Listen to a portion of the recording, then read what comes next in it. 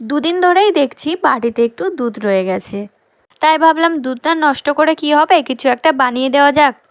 তারপরে দুধের মধ্যে 2 টুকরো এলাচ আর একটু চিনি দিয়ে ভালো করে ফুটিয়ে নিলাম। আর বাড়িতেই ছিল কয়েক টুকরো কাজু আর 2-3 পিস পাউরুটি। কাজুটা একটু থেতিয়ে আর পাউরুটিগুলোকে ছোট ছোট করে টুকরো করে নিয়ে দিয়ে দিলাম দুধের মধ্যে। তারপরে ভালো করে নেড়েচেড়ে নিয়ে পাউরুটিটা যখন দুধের সাথে মিশে গিয়ে একটু ঘন হয়ে গেল, নামিয়ে নিয়ে ঠান্ডা করে এই চায়ের গ্লাসের মধ্যে দিয়ে দিলাম। তারপরে কাঠি দিয়ে রেখে দিলাম ফ্রিজে। পরের দিন সকালবেলায় কিন্তু রেডি আমাদের ঠান্ডা ঠান্ডা কুলফি। এমন কিন্তু পাউরুটি দেওয়া আইসক্রিম কুলফি আমরা ছোটোবেলায় খেতাম 2 টাকা, 3 টাকা, 5 টাকা দিয়ে। তোমরা ছোটোবেলায় কে কে খেয়েছো সেটা কমেন্ট করে জানিও। আর আমাদের কুলফিটা যে কতটা টেস্টি হয়েছিল সেটা আশা করি আর তোমাদের বলতে হবে না, তোমরা দেখেই বুঝতে পারছো। ভিডিওটা ভালো লাগলে একটা লাইক করে দিও।